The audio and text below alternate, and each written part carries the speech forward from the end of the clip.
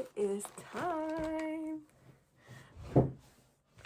I have the majority of my seeds for the upcoming growing season. I am very excited to sort them all. Oh, I should get my other seeds as well. These are my seeds that I have from like previous years. Oh, and now I get to sort them all. Like I ordered my, like, this is not like all of the seeds that I intend to plant this year, because there are like a couple real specialty seeds that I had to order from Etsy because they weren't available on like anything else. But like the most basic like seeds are I got from two big seeds websites in Estonia. The first one is the cheaper one, where I got the majority of my seeds, although they have the smallest selection. Ooh, so many seeds. And from the second one, I got some specialty seeds that, like some not specialty, but like more special seeds that I didn't find in the first place.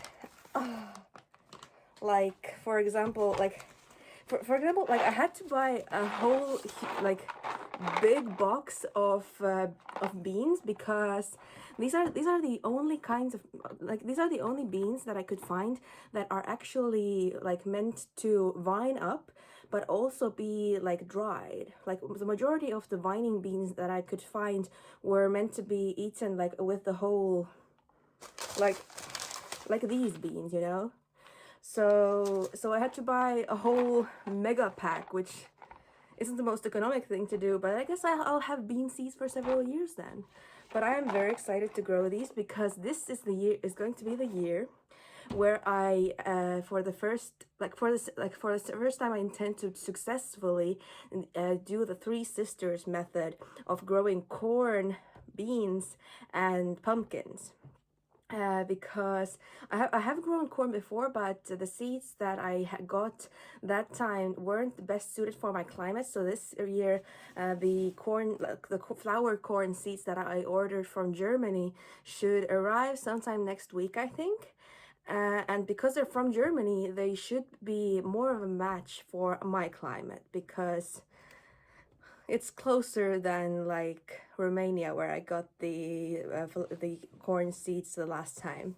But yes, I'm not sure if I should give you like just show you all of the seeds, or if I should sort them and then show them to you. I'm just happy. I'm really tired, but I'm also happy. Like I think last week I worked too hard, so I've just been really tired for several days now. Okay, I think I'm going to sort everything, and then I will show you everything as well.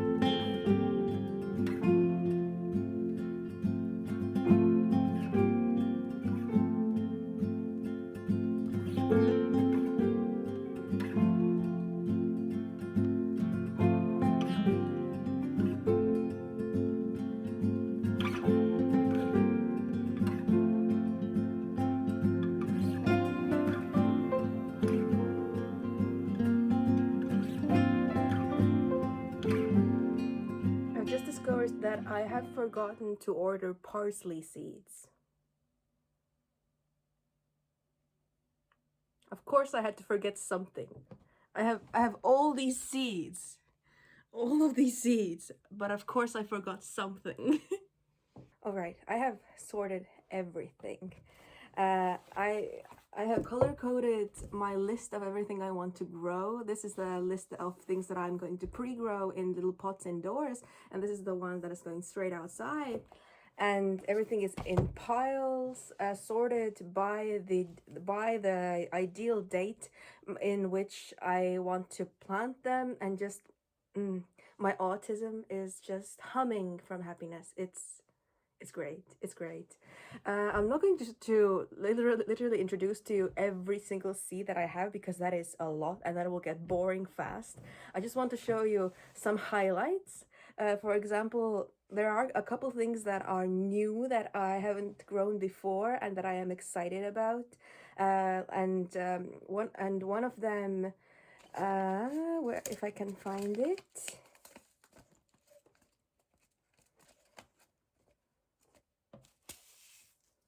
Ooh, one of the things that I want to grow, that is going down on the 15th of March into little pots, is this flower. I don't remember the name of this flower, but like, it's this flower, and it's supposed to be really pretty and like pinkish purple, and it's some kind of herbal flower as well that is used in tea. I don't remember what for, but still I'm excited to grow it because it's big and it's pretty. I already told you about the gigantic amount of beans that I have that I am going to grow, but another highlight of this, of every year really, is that it's going to be my third year of attempting to grow loofahs. Like, the first year I only got a couple flowers, and they were so late that of course I didn't get any loofahs. Last year my loofahs, they did flower earlier, like in maybe June, July, but they never got to fruit. So I am just continuously, every year I am just starting to sow these seeds earlier and earlier, in the hopes of maybe getting just a single loofah. I would be so happy. Otherwise, it's just the definition of insanity, trying to do the same thing over and over again, expecting a different result. Oh, but I am determined to get a loofah from my garden. And another new thing that I'm growing, that I want to grow this year, is poppies. And because they're annual, I'm going to put them in the areas of my garden that I want to be like consistently for wildflowers. Like, I have these two areas that I want to be for wildflowers every year, like areas that I'm not going to be switching around for soil health reasons. So that's very fun. And another thing, this is from the pile that is going directly in the ground and not going to be put into small pots so that it can grow inside, is chard. I don't even know if I have tasted chard before. I'm just sort of assuming that it tastes like something in between salad leaves and the kale. Like, that's my assumption. And since I like both salad and kale, I want to try to grow chard. I'm excited about that. And another thing, when I was sorting my seeds, I found that I got a gift. Like, the cheaper place where I get my seeds, it sent me a gift. I have no idea what this thing is, but it's so sweet. I've been ordering my seeds from there for 3 years, and I got a gift this time. So sweet. Long leaves. It's a climber. I have never heard of this flower, but it says that it can be directly sown outside as well. So I'm going to do that because I don't want to add to this humongous pile of things that I already want to grow inside. And this year, one of the things that I am also doing differently is going to be that, where are my beans? I'm all about beans, as you may have noticed. Oh, here are my beans. These beans, I really like these. Like they're the ones that you're supposed to eat directly, like when they're inside the pod, like with the pod, however you call the pod of a bean.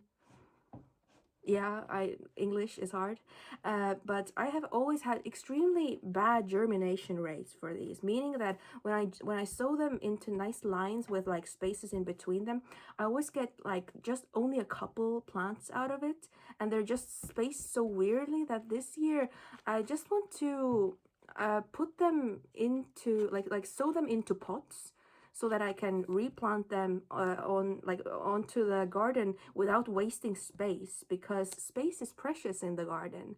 And like I want my beans and I want my beans bed to also look nice.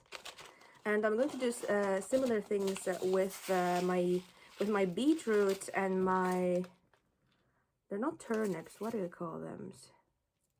Rutabaga. Yeah. Like this is going to be once again the time of the year where I have to relearn the names of all the things that I grow in English because I want to do YouTube. But yeah, I'm going to be growing rutabagas and beets inside little pots as well, so that I can just get them started a little earlier than I would in the ground, and get fresh things faster. I am very happy. I am very happy. I'm still waiting for the seeds of the most fun plants that I got from Etsy, because those are plants that I'm going to be using to dye the wool that I am spinning myself into yarn.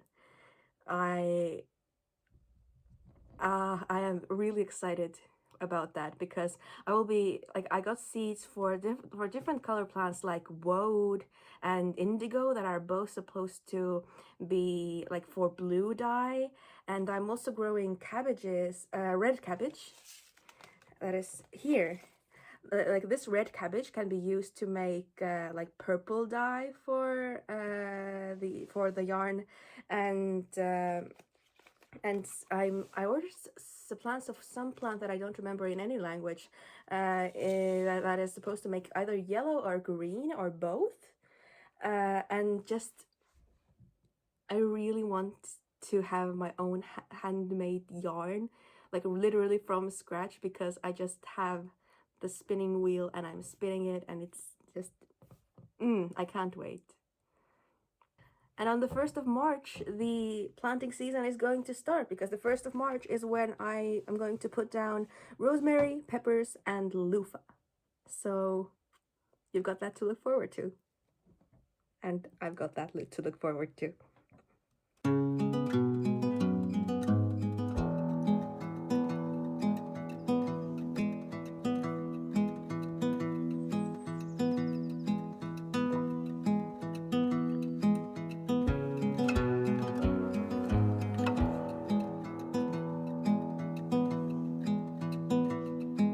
Good day. I had just gone on a walk and then washed my hair, and that has made me feel very weak. So I'm just gonna have to lie down for a while, because it slightly feels like I might pass out, but I probably won't, because it's such a weak one, like just long COVID things, you know. But I still wanted to do something, so I'm chatting with you. I wanted to tell you today more about my wool spinning adventures. So basically, I like to spin wool. It started with like several years ago, when I found my grandmother's old spinning wheel, which was very rickety, but it still kind of worked. So I got some wool, and I like spun with that spinning wheel, and it worked and I loved it. So when I was in Denmark 2 years ago, I got, like, for my birthday, me and my mom, we ordered like a fancy spinning wheel, like a new spinning wheel for me. And now I had like a year-long break from spinning wool, because I kind of didn't want to bring it here to like this house. But like a couple weeks ago I did, so now I'm spinning wool again, and this time I'm taking it a couple steps further. uh, So far I have only so far I have only ordered wool that is like already ready for spinning. That is all like combed or carded into like these long pieces that I can then spin. But because I am running out of my supply, I wanted to do something that I have been considering doing for years, which is getting my own wool carders and wool combs. And now I have ordered the carders, and I haven't yet ordered the combs. And I am also reaching out to local sheep farmers for their like completely fresh off the sheep wool. So I want to try to do the entire process from a like dirty fleece to yarn, because I've got the spinning part kind of down. Like I'm still relatively a beginner because the yarn I spin is pretty uneven, but I still love doing it, and I would and because this year I'm going to grow so many plants that are specifically grown for dyeing things. I want to make and dye my own yarn, and yes, I'm very excited for all that. So you will be seeing lots more of wool related things. Alright, so this is my amazing Schacht spinning wheel. As you can see, I have almost filled up a whole bobbin, and I just wanted to show you how I spin, even though I have to reconnect or like connect a new piece of pre-carded wool and connect it to this thing. And it's a good idea to get your hair out of the way because human hair is very scratchy. And this is how I do it. Starting is always the sketchiest part because you have to do everything at once. Oh, and by the way, the chin and the lip numbness that I got from my tooth operation, it's kind of getting better. It's kind of getting a little bit better. It's like the chin is still very much numb, but the feeling in my lip has come back, which helps so much with eating and drinking less messily. Like that really irked me so badly. Like I felt like an old lady who can't eat without dribbling onto herself. Like it was so sad. But now it's better, and hopefully the feeling in my chin will come back as well. But yes, I absolutely love spinning. It's like the most calming thing ever. And lately, my routine has become like after the work day, the routine has become just that I finish writing for the day, and I write a lot at the moment because there is so much to write in my thesis still, but I write fast, so I work super hard during the day, and then I come downstairs.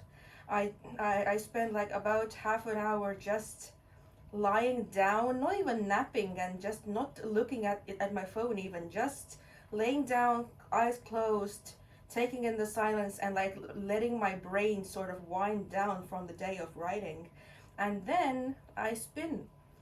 And then I spin my wool, and it is such a relaxing activity.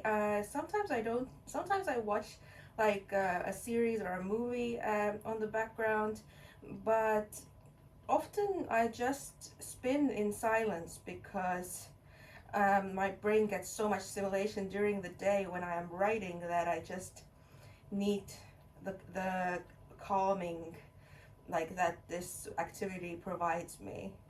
And I am extremely excited to have more wool that I can prepare and make more of my own yarn, because this that what I'm doing currently is only the first stage in spinning yarn. which is spinning the the single thread that is super super thin. What needs to happen later is plying the yarn. I think the word is plying the yarn, and take like multiple bobbins that are filled up like this, and then like multiplying them by spinning in a different direction, and just multiplying them so that you get a yarn that has like multiple of these threads, and it's like stronger like that. But because I currently only have this almost filled up, I need to do a lot of spinning the single ply for a long while before I can start multiplying and actually getting the proper yarn. But it's amazing. It's such a nice thing to do. I love it.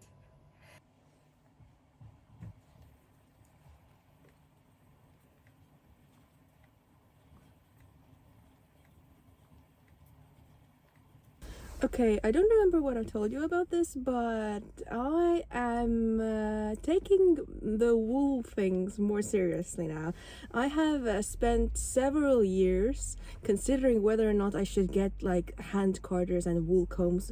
Like several years I've been thinking about it. But now, since I am running out of my pre-drafted wool that I have for spinning at the moment, I have like a fair somewhat of an amount still, but because I will be running out soon, and pre-prepared wool is kind of expensive, and I also am really interested in the whole preparation process, I have decided to purchase raw fleeces, and also wool carders and hand combs. And I just picked up the wool carders that I got from Facebook Marketplace because someone had bought them new and just never used them, so they were getting rid of them for a cheaper price than I would get them usually. So I'm opening these now, and I'm very happy about it. And I have also ordered the wool combs, which and I will tell you the difference between using the two at some point. But I'm just really looking forward to using all of them. Oh my goodness, they have packaged this too well. And I'm also okay. This is almost. Like they're proper Ashford ones. Like Ashford is like one of the fancy companies that makes wool things. How does this open? Oh yeah. Oh my goodness, they're perfect. And here's the handle for it. Oh my goodness. Ah, they're amazing. Oh, that is so cool. I can't wait to use them. And I am also now going to go on my way to pick up the wool from a real sheep farmer. So I hope she appreciates that I also want to get sheep at some point in the next 3-ish years. Okay, I have the wool, and it's dark now because during the day I write my thesis, because that thing is not going to write itself. But basically I've made it back at home, and I put all the wool in the shed because I don't want my car to smell like sheep, because it smells like sheep. And I'm going to start working on it. I'll see when. Definitely on the weekend, but maybe earlier if I can fit it in my schedule. But for now, let's just celebrate getting the wool and put the chickens to sleep. Good evening. Oh, you're already up. You're such good chickens. Good night. Today I have a treat for the chickens that is not actually like for eating, though they do eat it a little bit. But that is wood ash.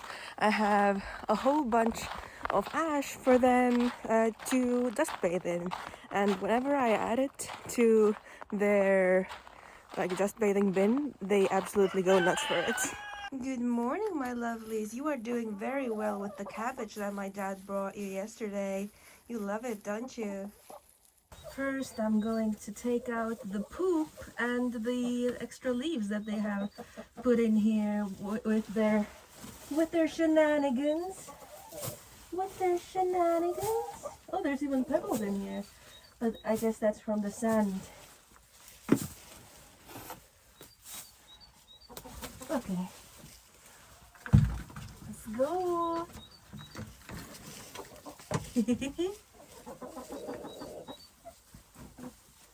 And now I will mix it all in. And this is what it looks like. They will actually eat the smaller pieces of charcoal because they're weird like that. I guess it's good for their stomachs like it is for humans. But the first time that they ate a whole bunch of charcoal and started pooping black, I was really worried because I know that if their poop is black, then it can mean internal bleeding. So, but then I remembered that I gave them charcoal and they probably ate that, so it was fine. Well, are you going in? Are you going to dust bathe? Or is it a little bit too cold for that today? I don't think it is. You've been dust bathing for a while. What do you think? Today I am finally doing something that I have been putting off for literal months. And no, it's not bottling the cherry meat. I am still thinking about that. That's still in the works. You know, just it's one of those tasks that you have, and then you just let it sit somewhere in a corner until you hate yourself enough for not being able to do it, so that you actually do it eventually. And that task is taking all of the eggshells that I have, because I have a lot of eggshells. I have like this whole box full of eggshells from my aunt, and just another bag, and just more of my own, and just all of these eggshells need to be processed in the oven for like at like 200 degrees Celsius for about 15 minutes, and that's going to like clear them of any possible like bacteria that might come with the eggshells, so that I can feed them to my chickens, because the chickens need calcium in order to create the eggs that have like a proper hard shell. Because one of my chickens I think struggles to process calcium that is in their feed. Like their feed does have like the proper amount of calcium that they actually need, but it seems to me that sometimes they might need a little bit more. They manage to perfectly self-regulate it, so I just give it to them freely when I have it. And so they can just eat however much they feel like they need, and they're pretty good at doing that themselves. Although I have seen the rooster eat a little bit as well, so that's like not the smartest move, because the rooster doesn't lay eggs. But he doesn't do it much, so I'm not too worried about that. But yes, I'm hoping to get this done during my lunch break. It's a mess. I should have done this so long ago, because I haven't been able to give the chickens their extra eggshells for several months. And yeah, it's just one of those tasks that you keep putting off, and you just can't bring yourself to do it. And you hate yourself for not being able to do it, but you just can't. So you eventually just gather the hatred for yourself until you actually do it. And today is that day!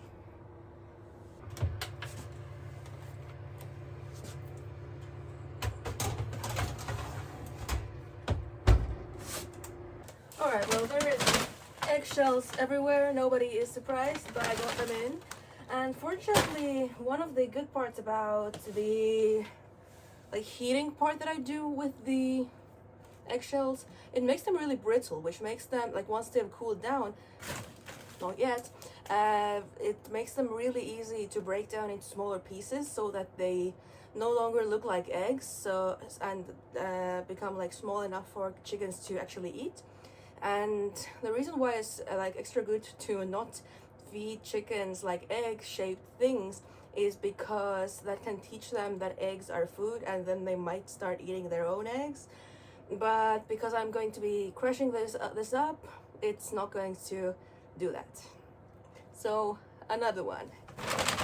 So now that I have my surprisingly heavy bag of what is basically calcium, it's time for the chickens to have some of the eggshells now. Hey my chickens, now you're going to get some calcium. Yeah, you haven't had this in a while.